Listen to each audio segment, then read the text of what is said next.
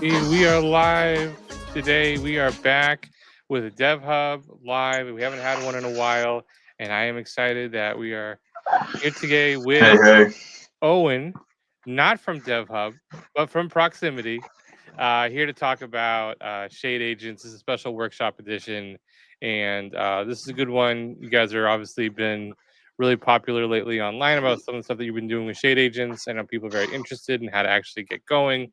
We've done some previous kind of workshops, but now it's been a little bit, so it's almost 2 months since the last workshop. So I know things have gotten better and changed. So I'm excited for this one. So Owen, I'm going to let you drive this and teach us all about Shade Agents. Awesome. Yeah. Cheers. Well, thanks for having me on again. Yeah, really excited to talk about Shade Agents and actually do some live programming, which is always a bit scary. You know, something will definitely go wrong, but we'll roll with it as it comes. This morning I sort of vibe coded a new example, and we're going to base it upon that today. And yeah, we've had some really interesting developments in like the Shade Agent stack that just basically makes it really quite easy to get started up with a Shade Agent building on whatever chain you want, really. And I guess the purpose of this demo is to show you how simple it is and how you can go ahead and do it yourself. Awesome.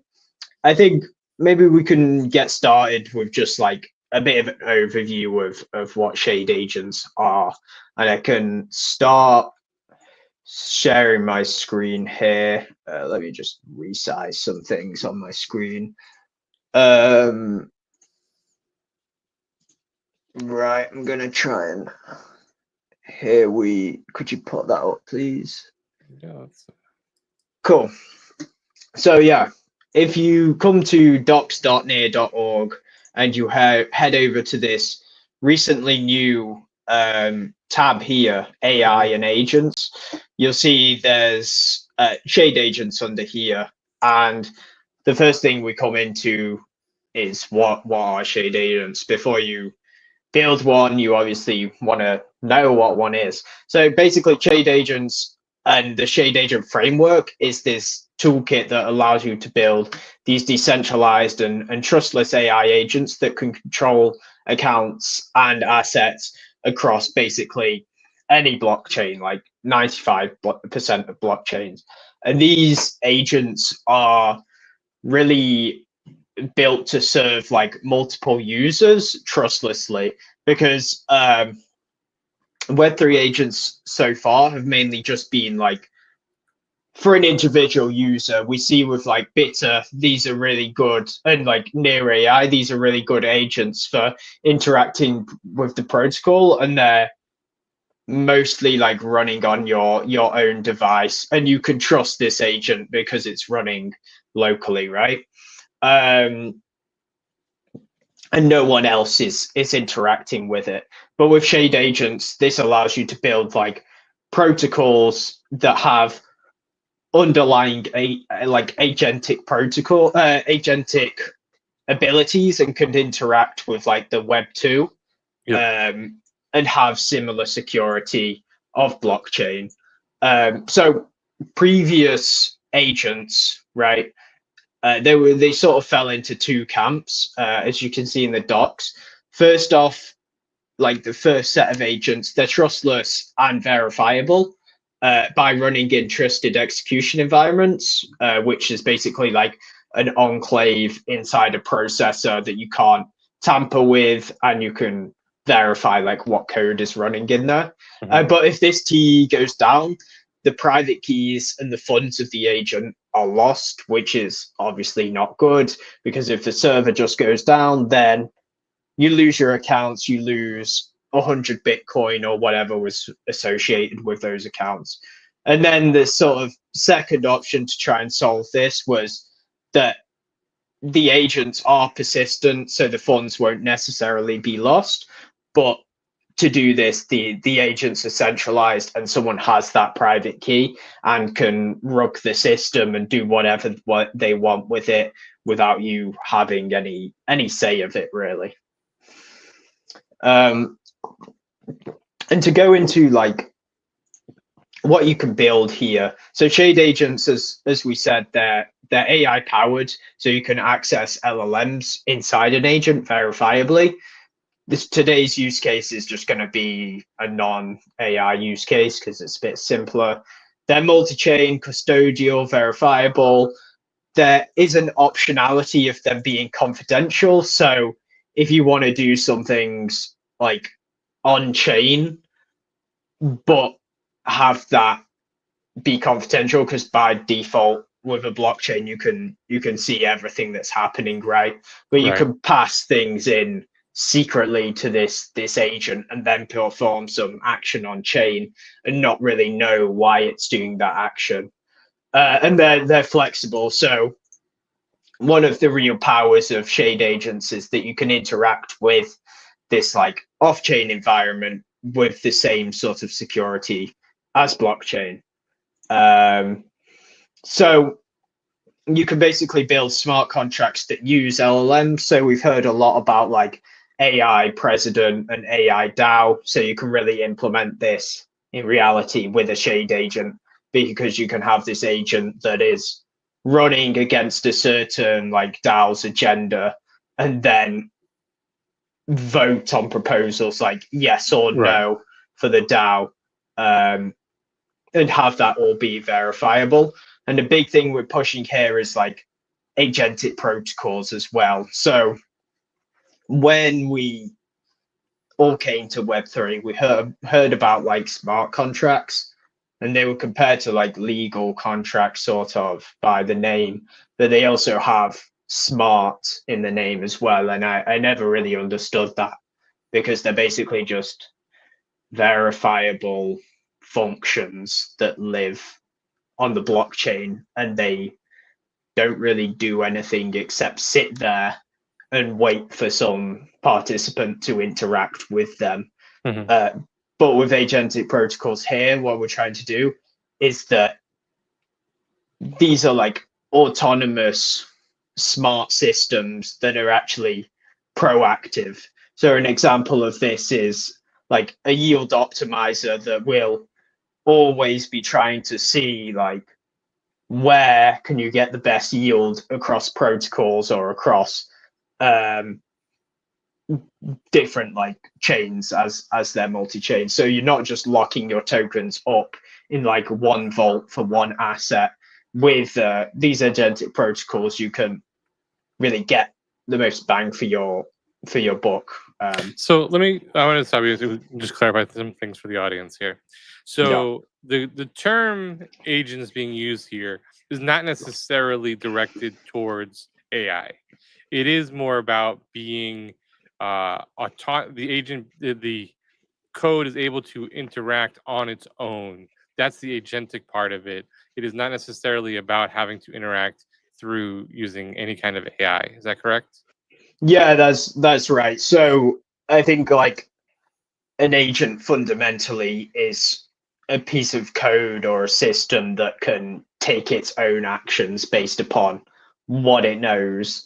And yeah, a lot of these systems will be sort of deterministic or running on some algorithm, and then others will actually be running like using an LLM to make those decisions, and it really depends on the use case for that. Right. Nice. And to get into a little bit about how they're actually working, so in this diagram you can see that we have an agent running in a TEE, and it has its own like near private key, right? And what this does, this agent, it generates like an attestation that one, it's running in a TEE, which is the attestation, and it produces its code hash to say this is like the code I'm actually running. And this, it uses the private key to send a transaction to the agent contract, which actually lives on near. With this agent register agent function, submits these details, and the agent contract will verify the attestation and check against its own stored code hash and say, like, yes, this is running in a TE, and yes, it's running the correct code that we expect. And if those two things are ticked off, then now the agent is registered in this contract and can use this request signature function where it can request signatures for like any arbitrary payload, which they can then like sign a transaction to do something on Sui or Solana. That could be like a transfer or a function called to stake or to like vote on a DAO proposal. And inside the system, we can also have like another agent that is actually identical to the first. And like, why would you have two of the same agents? The reason for this is that if this agent were to go down, then you always have like a live instance of an agent that you can always interact with. So you get some liveness guarantees. And yeah, the great part is that if any agent goes down, then as long as it's running the correct code and running in a TE, it can then again register and do everything it should be able to do. Any thoughts on that? So I this is a really different architecture, I think, than most people are used to. So, and I think you're going to get to this. So I think the part that people should probably really pay attention to, if this is new, completely new to them, is going to be like how you actually set this up, because there's a few different parts here that I think when you just look at this diagram, like it makes sense at a high level, but I think implementation seems a little bit abstract. And so I think what you guys are doing at Proximity here with the actual Shade agent itself is allowing it to kind of fill in these gaps for them as a protocol and as a way to build this, not necessarily to serve every piece of this. Is that right? Like you guys are setting people up to allow them to fill in their own contracts and logic and APIs, not necessarily forcing people to stay within a certain subset, correct? Right, yeah. I mean, the framework's pretty flexible, so you can build whatever you want, really. The framework is set up to support most use cases in its like simplest flow, but you can, if you see down here, we have like deploying your own custom agent contract that allows you to do some more really like specific use cases. But yeah, you can do basically anything you want in here, and it doesn't really have to be an agent as such. It could be like verifiable compute or confidential compute as such. Right. So yeah, I think now we can just go in and actually deploy an agent. So if you come to the docs and to the Quickstart, this will guide you through how you actually go and deploy this example agent we have. As you'll see in here, there's a few prerequisites, but I mean, I've done this a few times, so I already have them downloaded, so I'm not going to go through that. But basically, you just need some NEAR and Shade Agent tooling, and you'll need to create an account, which we'll actually do, and you need to have like Docker installed. And to host the TEs, we're using this provider called Fowler Cloud, and yeah, it's a really nice system where you can just basically run a Docker image inside of the TE, and it produces all like the attestation reports and everything for you. Is that what you're doing? So just to be clear too here for this, so that is the requirement of building this, is you need to generate that Docker image to run in the TE. Yeah, so we have this like CLI that hides everything under the hood, really, and this will basically build your Docker image, push it to Docker Hub, so it's like accessible by the TE.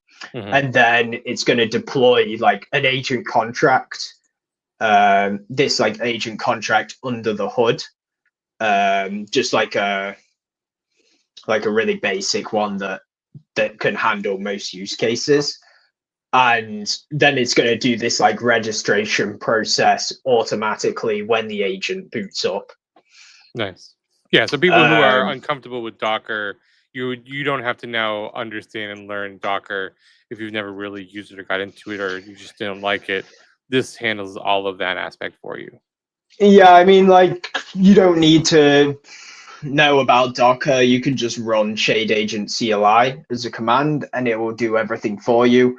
But I mean, it's always good to have knowledge about the particulars, right? So you can really optimize your agent to do what you need it to do, because you can't create the template that will be best for all, as much as we try. Right, of course.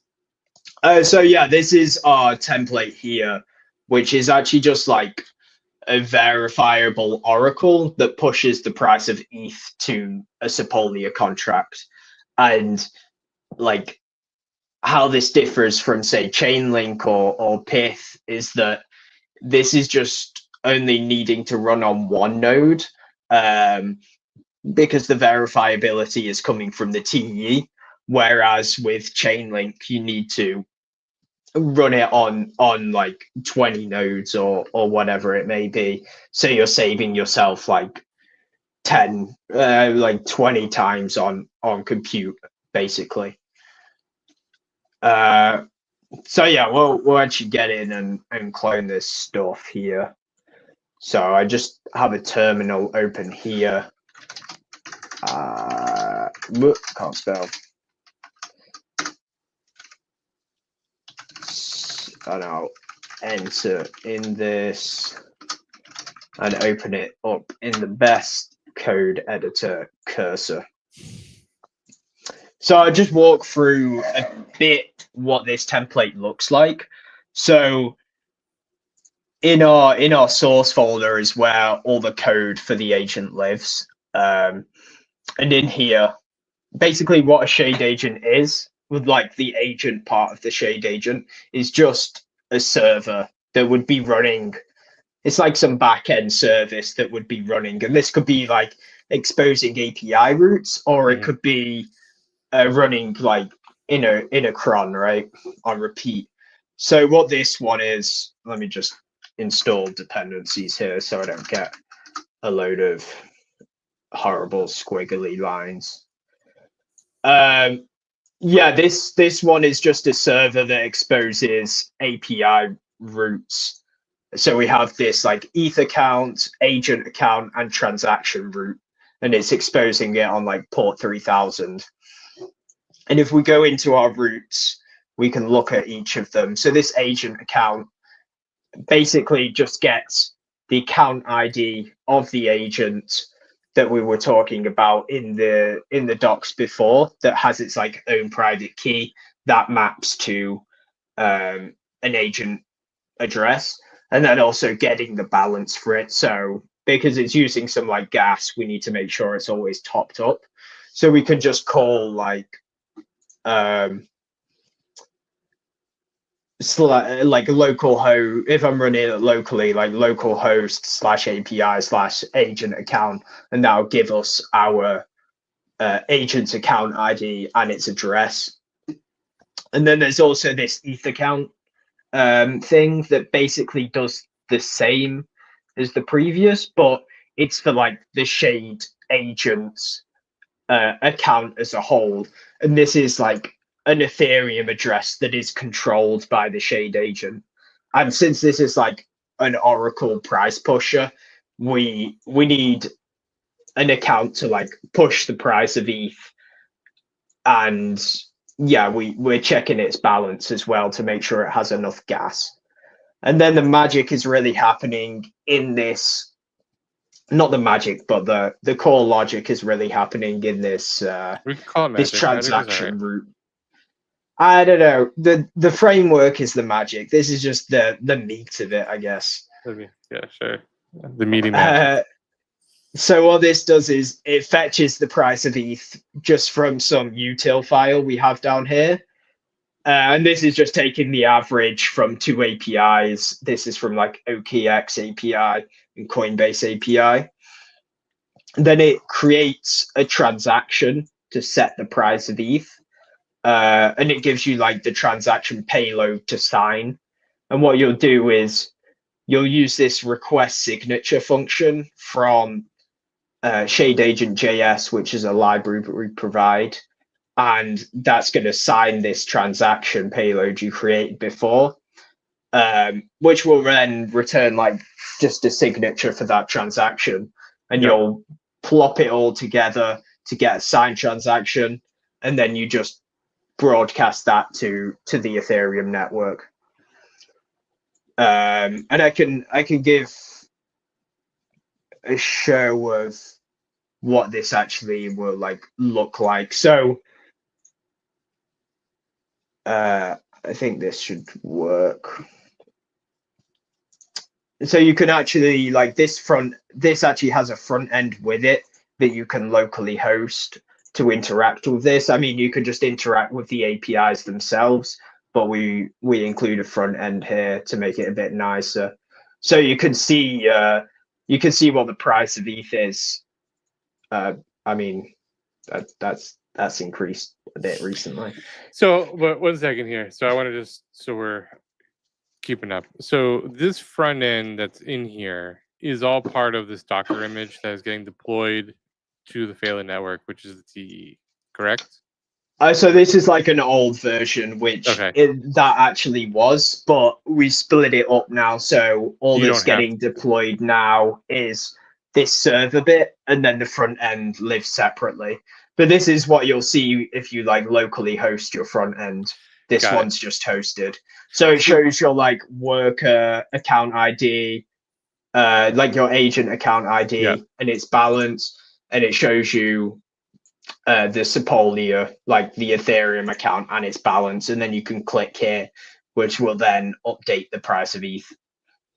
Now, if you make this autonomous, is it something where you have to be conscious of actually having a function in there that you can stop it? Like, how do you? I mean, I guess the way you stop it is you shut down the TE, but like what if it starts running rogue?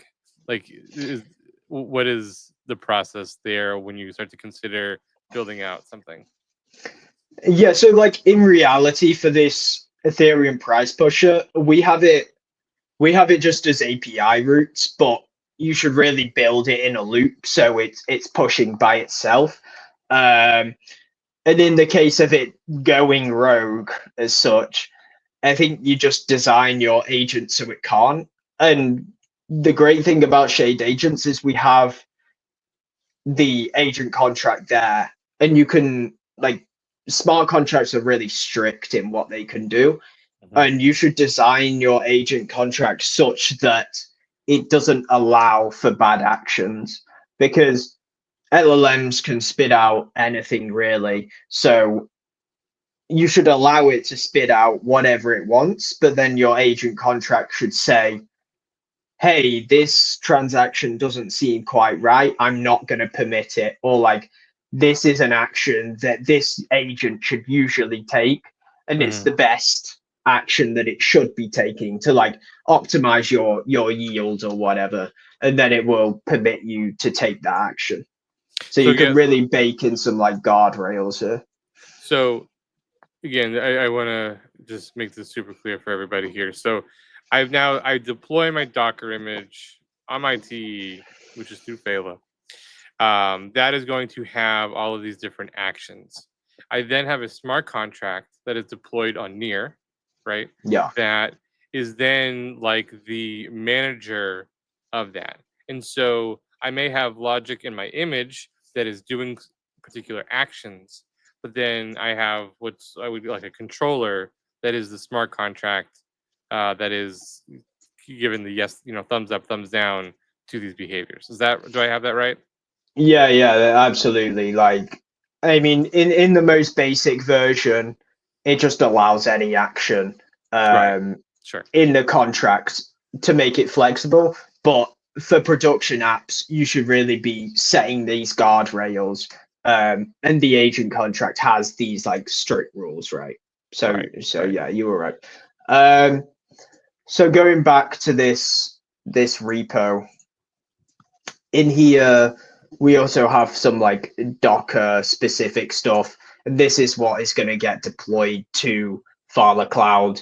And we have this like API image that makes it easier to interact with the agent. So you don't need to know anything about any details about the agent contract really, and you don't need to know any details about like how TEs work. We just handle all of that behind the hood, and then you have your app image as well inside of there. Nice. So to deploy this, you actually need some environment variables, which we'll go ahead and fill out. Just change it, get rid of the example bit here. So first we'll create a near account, which I'm just doing with like the near CLI. We'll sponsor it by the faucet. We'll call, what do you want to call it? DevHub Live. I feel like that's going to be taken. Let's see. DevHub Live 4. Let's. Wait, what do we have the episode number? Like 53 or something? Something like that. It would be that, yeah. DevHub Live 1000. There you go. Testnet. Hopefully no one's taken that one. I'm just going to print the credentials to the terminal. Please don't rock my testnet tokens whilst demoing. Well, let's see. So you just need to really watching. Just need to like copy and paste your seed phrase here, and your what did we even call it?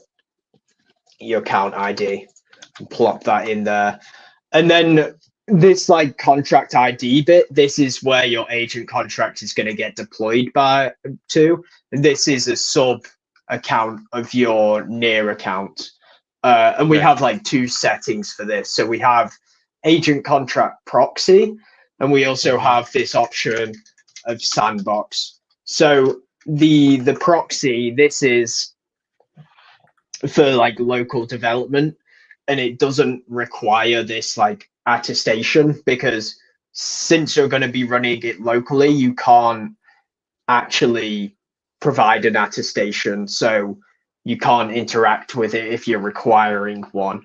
So we just have that for local testing, but this sandbox one here actually requires the attestation, and this is what you use in production. I'm just going to change this to DevHub Live. This is like the project name on Docker Hub. Yeah. And we need, if we're actually uploading to Fala, we'll need an API key. I'm just going to like hide this because I don't want, like, you can have my testnet stuff, but I don't want you having my Fala API keys. But I'll just generate one. You just go to Fala Cloud dashboard, come over to your, I think it's over here, your API tokens.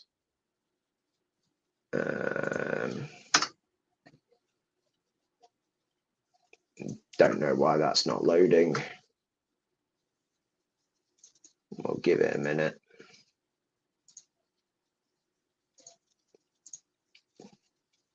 It's my account settings. Yeah, I don't know why it won't give me access to my API. We'll figure that out later, or we'll just run it locally, I guess. So I can show the local flow instead here. Sure. So we've got it set to AC proxy. So you just run shade agent CLI, which is going to deploy this API image and run it locally. And then we need to run our actual app locally as well. So we can do that with npm run dev, and that's going to give us, yeah, it's running on port 3000. So if I open this up, I think I had some tokens before. I'll actually create a token now.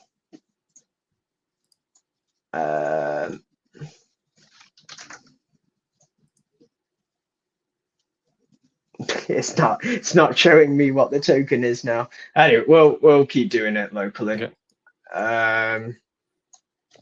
So if I go to localhost 3000, it shows me my app is running, and I can do API/ETH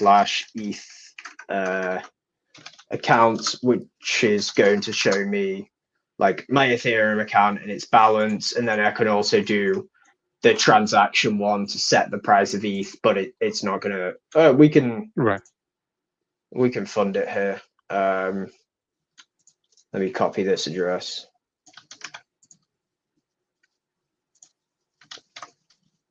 Fund it with 0.001. That should be enough. We can also see our agent account here as well. And that has balance there because we auto fund it on deployment. It has balance now, so we should be able to call this transaction route, which is going to call the agent contract under the hood, call the MPC service, and then give us a transaction back. So we get a transaction hash here, which we can look on Sepolia Explorer to see it was executed, and then we get the new price, which has gone down since it was last set. And I actually have an API token now. It finally appeared, so let me just set that off screen. Sure.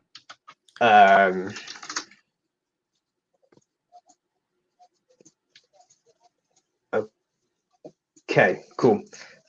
So I can change this to AC sandbox here now and run again. Just close this one. If I run Shade Agent CLI, this is now actually going to build a Docker image for my app, not just the API image. And it's going to take all of these and then deploy it to Fowler Cloud in a minute.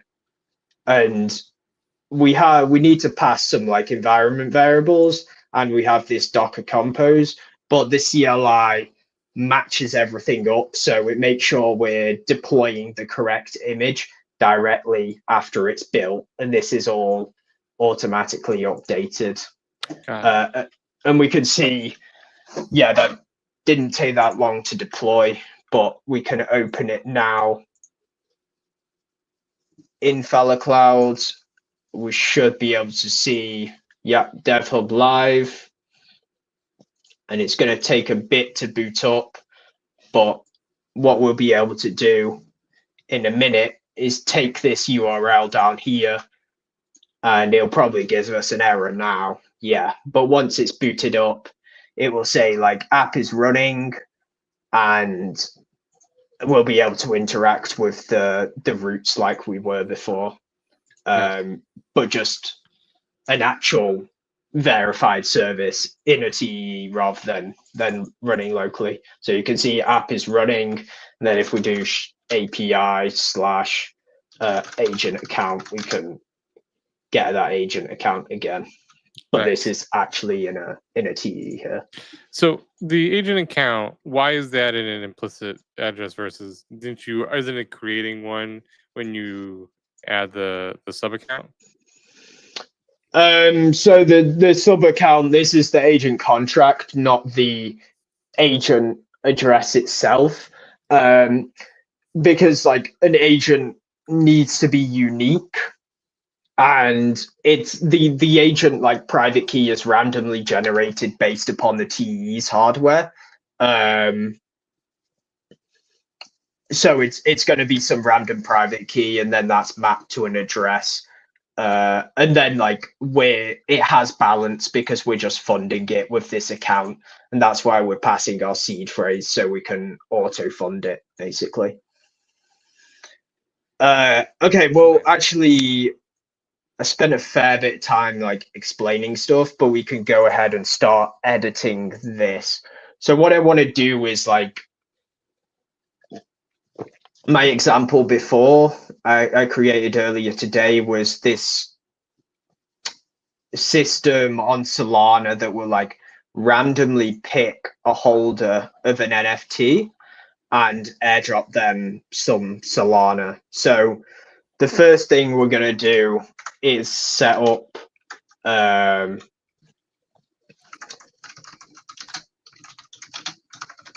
like a new function. And so instead of getting the price of ETH, we're going to want to get the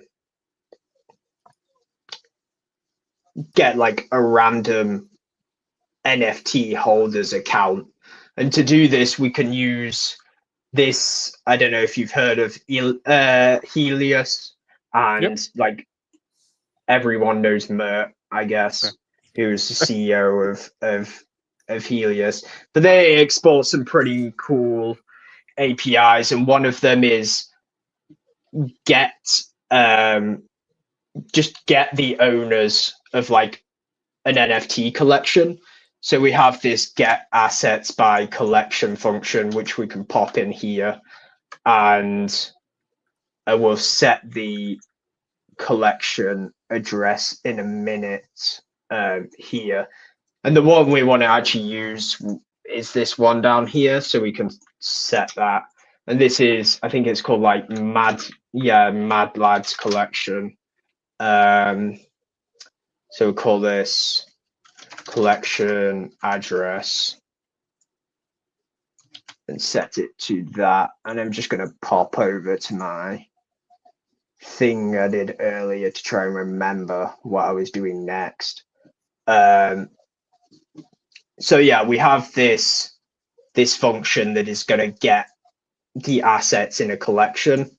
We can just remove this because we're storing it as a constant, and we can call it get assets by collection. We need to set an API key, which I'm just going to copy some code over. I need to import .env. There we go. Cursor is amazing. So we need a Helios API key, which I'm going to set in my environment variables, but off screen again, because I don't want you see my Helios keys either. So in my environment variables, I'm just setting Helios API key, which I'm going to set to just grab that, pop that in real quick. Okay, so I've set that in my environment variables, and I can bring it on back on screen now. And we should be able to actually test this now. So if I do get assets by collection, I can't remember what the command is to run. So if we do tsx source utils, we'll rename this to get account, get sol account, I think. Utils get sol. I need to update some things in here. We can worry about that later.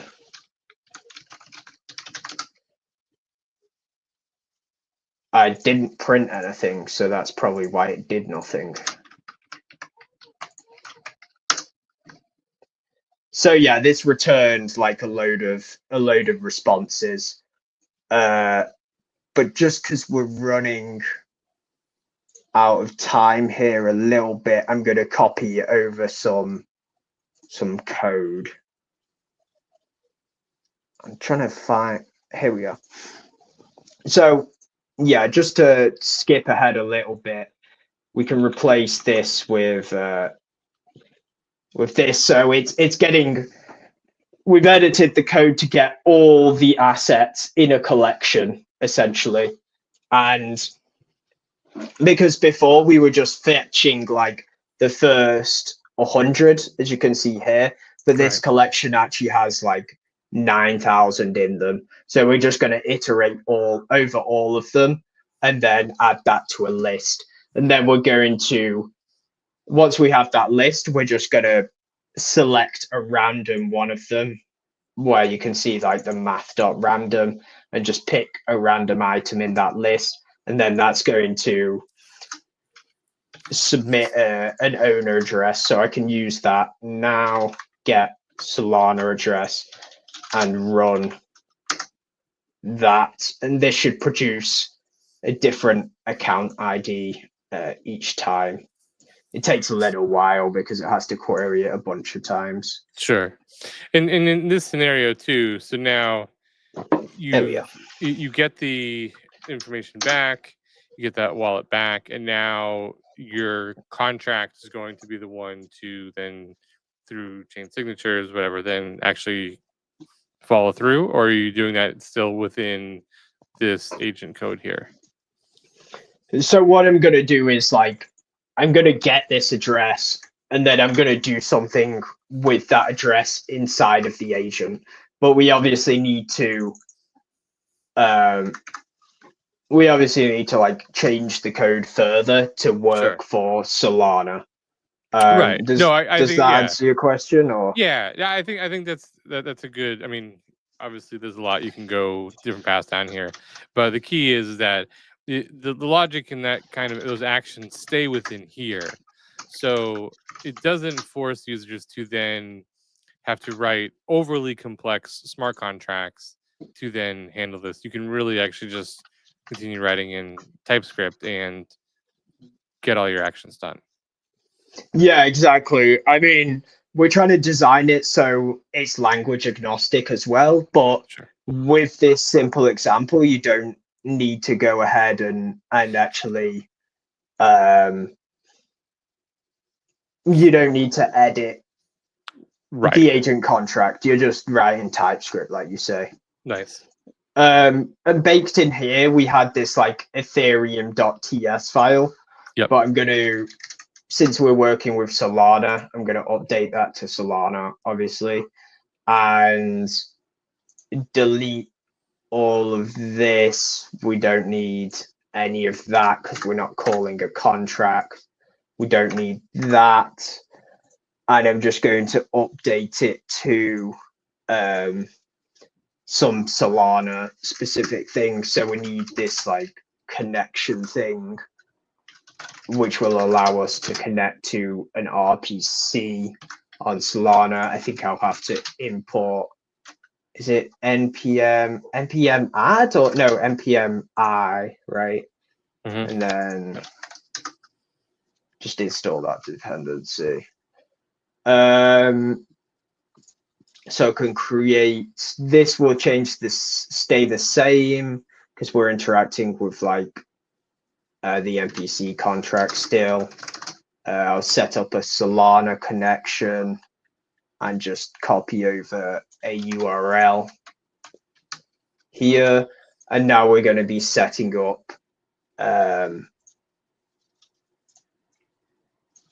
Solana chain adapter. So because we're obviously using Solana here instead of EVM. And this one is called Solana. We can just have Solana connection, and that should work. So this is all set up to interact with Solana now, and we're actually using this exported chain adapter in this transaction folder, transaction file here.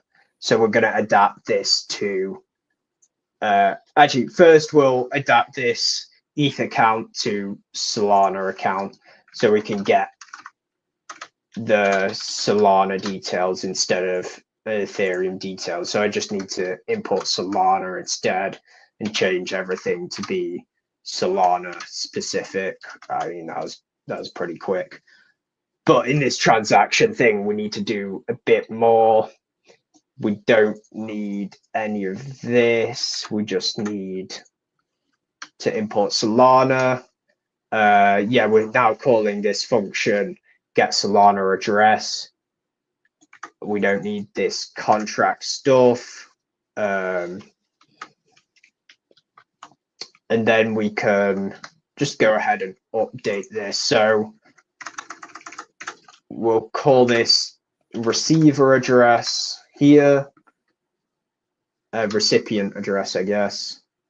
We were like creating a function call here before in Ethereum, because we were like calling a function on the Ethereum contract, but instead we're just going to be sending some like Solana to someone. So it's a bit simpler. We can just delete all this function and instead we need to derive the account again that's going to be pushing, going to be sending that transaction. We're actually going to send this to public key, because the public key of a Solana account is actually the same as the Solana address. And I need to copy that code over to here. So we need the recipient address, but we also need the sender address, which is also the public key. And then we can construct a transaction now. Not here, down here. So we were using this function get price payload before, but we can prepare a transaction to sign. Let's just, yeah, I don't know, cursor is bugging out here. I'll just copy that. So we're preparing a transaction here, which is sending from my address I'm deriving, which is my Shade Agent controlled Solana account.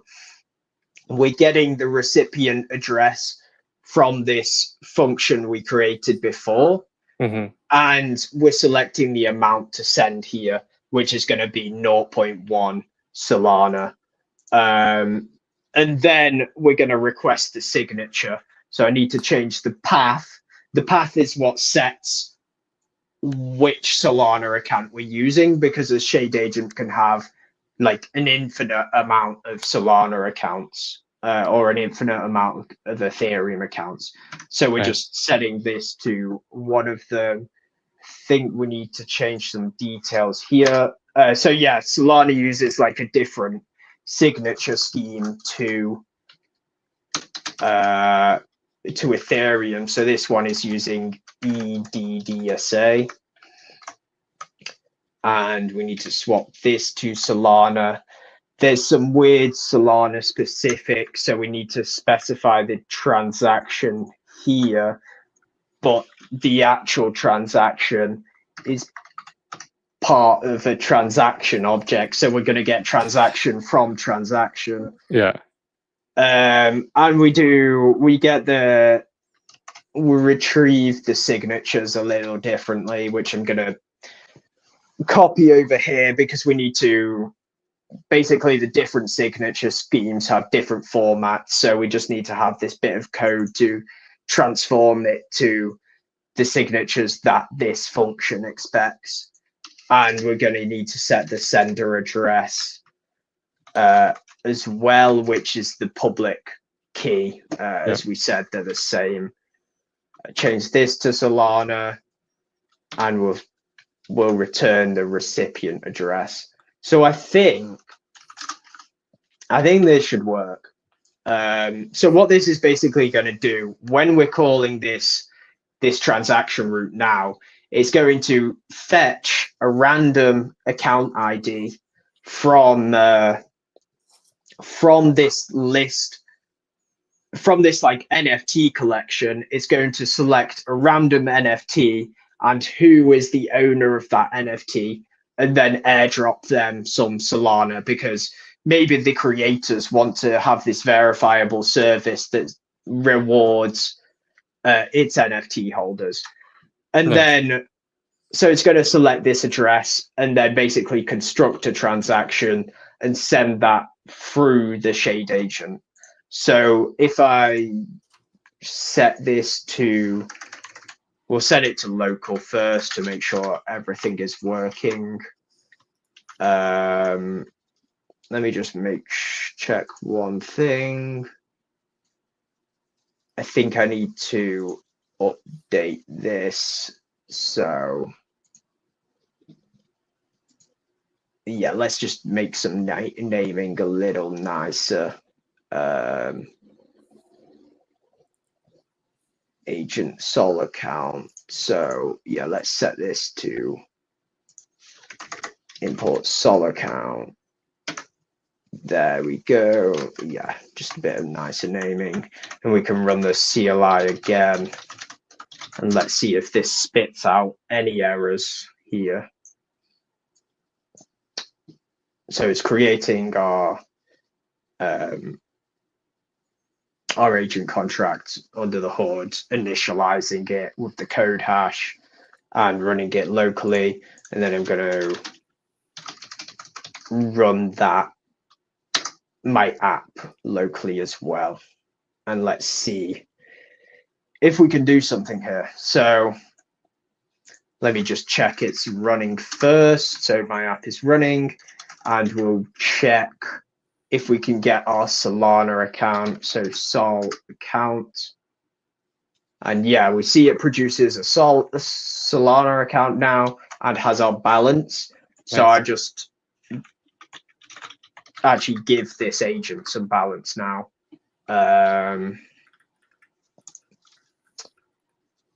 Here we go. Recipient address. Let's send it 0.5 Solana.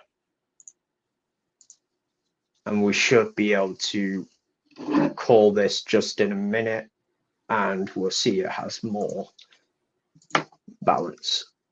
It might take a while. I don't know how long it takes to send. There we go. I have balance now from what I just sent.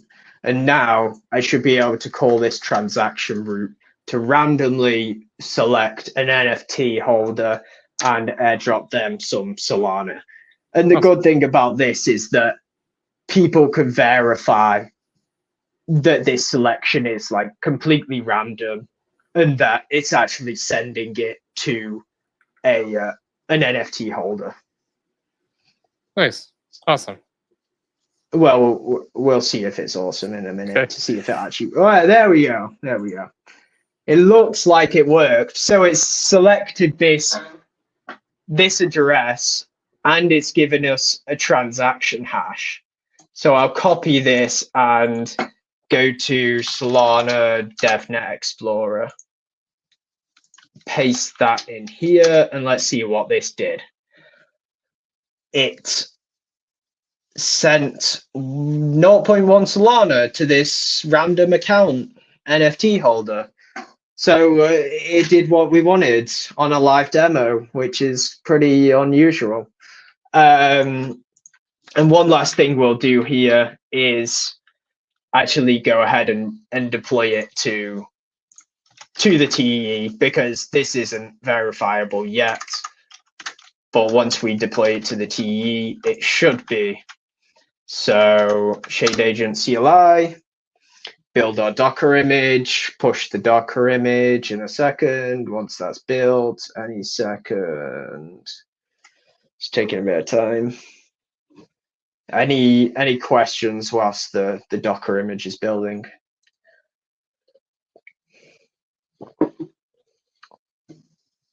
Go. I think Joe might have disappeared for a second. I'll take over, I guess.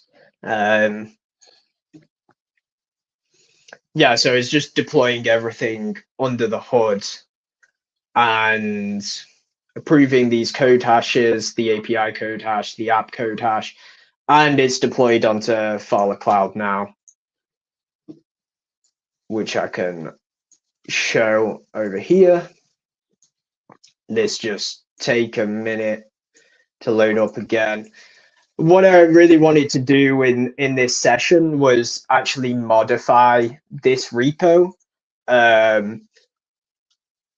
to be like what I created earlier, which actually just runs this system on like a cron job. So instead of calling an API route, it will just loop every like 24 hours and send Solana like autonomously. So it's just behaving by itself and you don't have to interact with anything. And to do that, basically, you just write the same code, but instead of having it as a root, we've removed our transaction root and put it in this like cron folder. And when the server boots up, it's has this function to check whether it should start the cron job yet. And when it's going to start the cron job is when the derived account balance is over 0.5. So we're checking the account actually has some Solana deposited to run this system. And once this turns to true, then it's funded and it should start the cron. Then it's going to run one job immediately. So it will do this random selection and then it will run again every X period. So I set it to a minute, but you could set it to be 24 hours or whatever cadence you want. So it's pretty simple to change that into be like an autonomous system. And we can see this is live now. So I'll grab my deployment ID and actually interact with it. So API/sol account. I think I might have to fund it again. Don't know why that didn't work. It might have not booted up yet. Let's check. Maybe I copied it wrong. Who knows? Maybe something in the demo did go wrong. Let's refresh and check out the logs here. I know what I did wrong. I need to actually pass. So it's running fine locally, but I need to actually pass my Helios API key into the Docker compose file. And then this system should work now. Let me delete these ones. Delete this one. It should be a bit quicker this time. Yeah, we have caching on, so everything's going pretty rapid.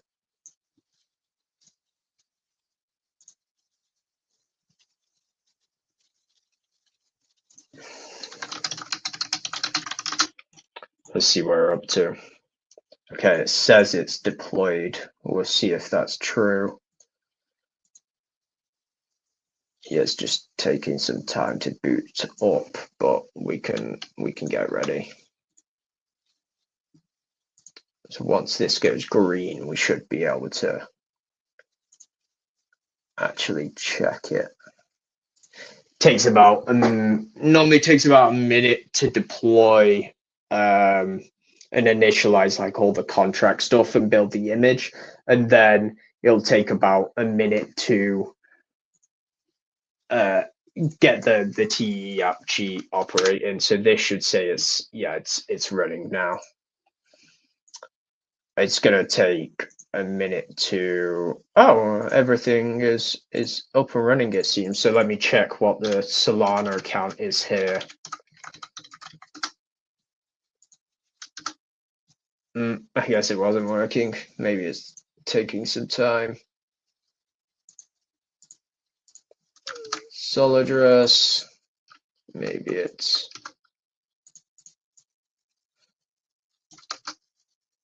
here we go. Or did I call it Sol account? Did I call it Sol account?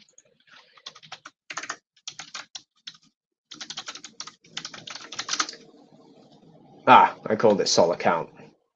So again, we can fund that now with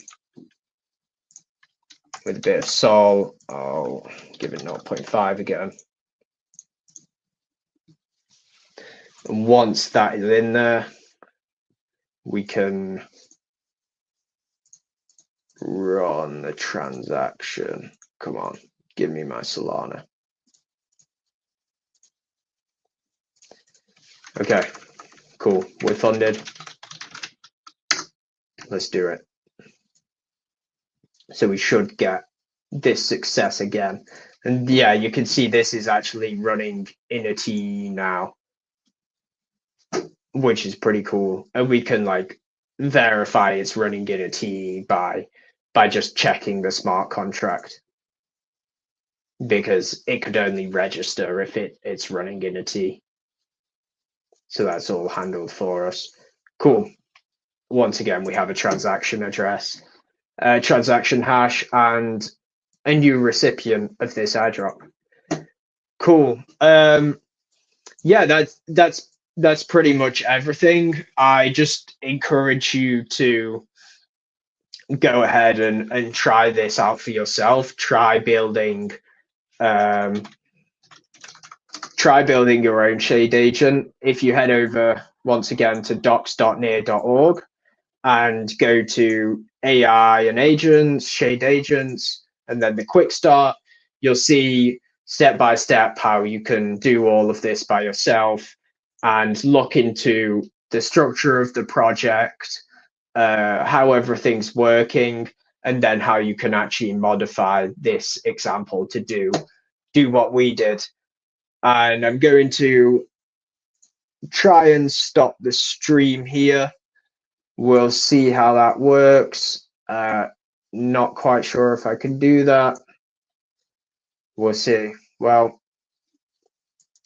see you in another life.